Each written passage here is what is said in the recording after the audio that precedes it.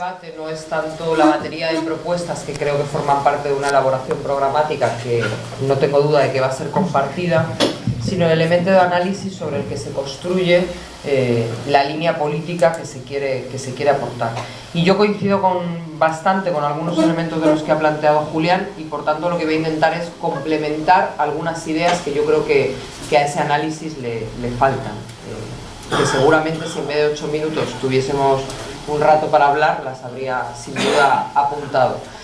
El primer elemento es asumir que nosotros partimos de un análisis marxista de la realidad de un sistema capitalista que está permanentemente en crisis. Eso significa que este sistema, como buen sistema capitalista, no resuelve sus crisis, sino que las desplaza en el tiempo o en el espacio.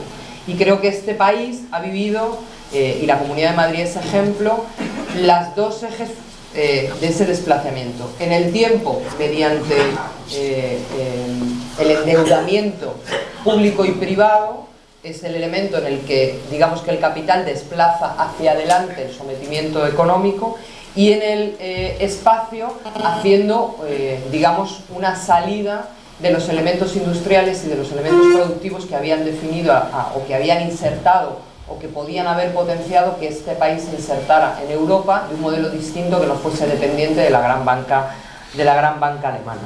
Y en eso hay un eje central que yo creo que hay que combatir ideológicamente y que hay que combatirlo con fuerza.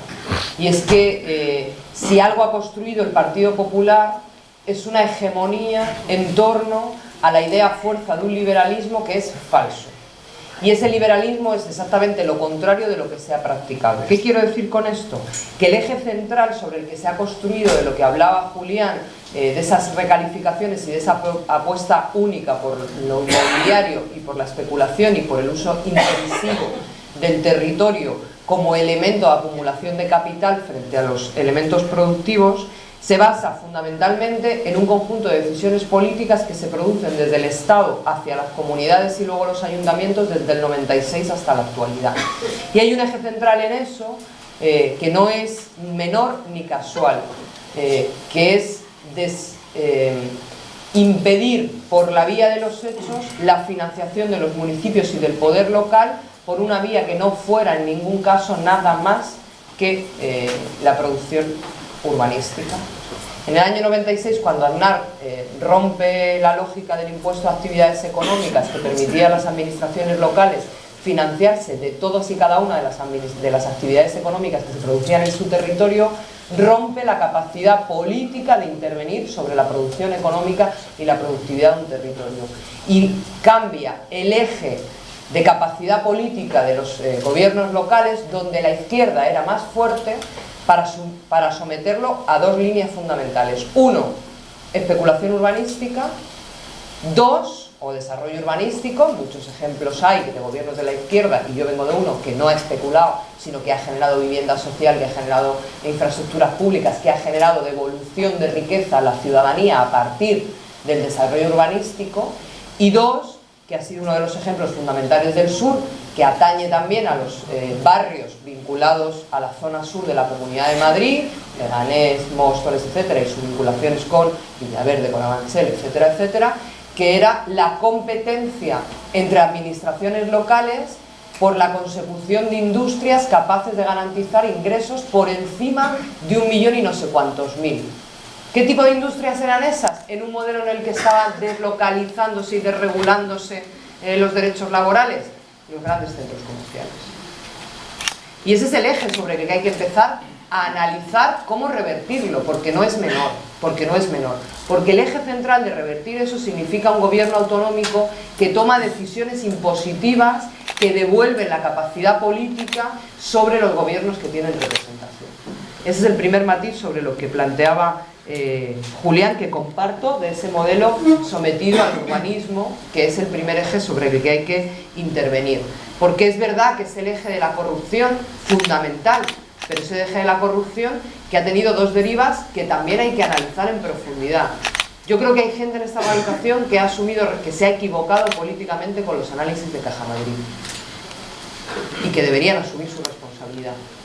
Pero también creo que esta organización, y creo que humildemente lo he intentado hacer en los espacios mediáticos que me han dejado, tiene que recordar que lo que se ha hecho con las cajas de ahorro es una decisión política que es desmantelar la banca pública para salvar a la banca privada, para que la salvemos colectivamente con los impuestos de todos, para acabar vendiéndosela a trocitos a los dos grandes ejes bancarios de este país, que son el Santander y el BBVA.